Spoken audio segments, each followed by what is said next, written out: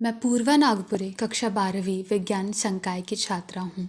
मैं अपनी विषय शिक्षिका श्रीमती वीणा मिश्रा मैम के मार्गदर्शन में आज वाचन कौशल परीक्षा देने जा रही हूँ।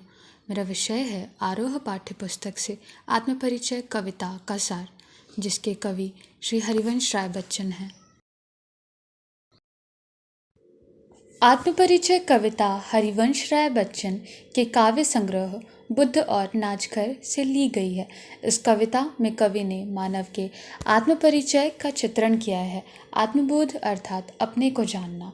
अपने को जानना संसार को जानने से ज़्यादा कठिन है। व्यक्ति का समाज से घनिष्ठ संबंध होता है, इसलिए संसार से निरपेक्ष रहना असंभव है। इस कविता में कवि ने अपना परिचय देते हुए लगातार दुनिया से अपनी दुविधा और द्वंद्वपूर्ण संबंधों का रहस्य ही प्रकट किया है। कवि कहता है कि वह इस सांसारिक जीवन का संपूर्ण भार अपने कंधों पर लिए फिर रहा है। सारे भार उठाने के पश्चात भी वह जीवन में प्यार लिए घूम रहा है। वह कहता है कि मेरी हृदय रूपी वीणा को किसी ने प्रेम से छूकर झंकृत कर दिया है और मैं उसी वीणा के सांसों को लिए दुनिया में घूम रहा हूँ। प्रेम रूपी मदिरा को पी लिया है, इसलिए वह तो इसी में मग्न रहता है। उसे इस संसार से बिल्कुल भी लेना देना नहीं है। यह संसार केवल उन्हीं की पूछ करता है जो उसका गान करते हैं। यह स्वार्थ के नशे में डूबकर औरों को अनदेखा कर देता है। मैं तो अपनी मस्ती में डूबा मन के गीत गाता रहता हूँ। उसे इस संसार से कोई लेना देना नहीं है। यह एकदम अपूर्ण है, अतः उसे यह अच्छा नहीं लगता। वह तो अपने हृदय में भाव के उपहार लिए फिर रहा है।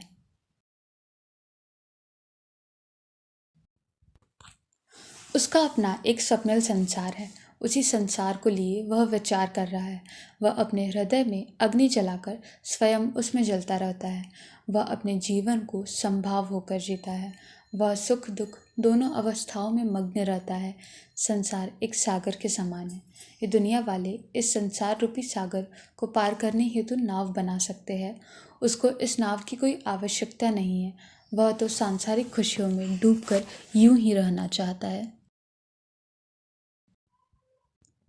कवि कहता है कि एक तो उसके पास जवानी का जोश है तथा दूसरा उस जोश में छिपा दुख है।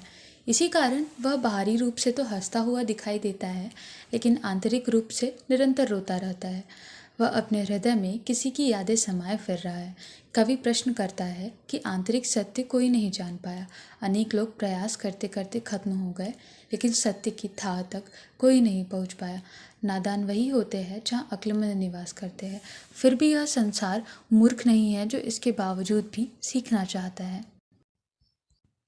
कवि और संसार का कोई संबंध नहीं है। उसकी राह कोई और थी तथा संसार की कोई और। वह ना जाने प्रतिदिन कितने जग बना बनाकर मिटा देता है। यह संसार जिस पृथ्वी पर रहकर अपना वैभव जोड़ना चाहता है, वह प्रतिपग इस पृथ्वी के वैभव को ठुकरा देता है। उसके रुदन में भी राग छिपा है तथा उसकी शीतल वाणी में क्रोध रूपी आग समाहित है। वह ऐसे विराट खंडहर का अंश अपने साथ लिए फिरता है, जिस पर बड़े बड़े राजाओं के महल भी न्यौछावर हो जाते हैं। यह संसार तो अजीब है जो उसके रोने को भी गीत समझता है। दुखों की अपार वेदना के कारण जब वह फूट फूट कर रोया तो इस संसार ने उसे छंद समझा। वह तो इस जहां का एक दीवाना है, लेकिन यह संसार उसे एक कवि के रूप में क्यों अपनाता है। वह तो दीवानों का वेश धारण कर अपनी मस्ती में मस्त होकर घूमता रहता है। वह तो मस्ती का एक ऐसा संदेश लेकर घूम रहा है जिसको सुनकर ये संसार झूम उठेगा, झुक उठेगा तथा लहराने लगेगा। आशा है मेरे द्वारा दी गई जानकारी आपके लिए लाभप्रद होगी। धन्यवाद।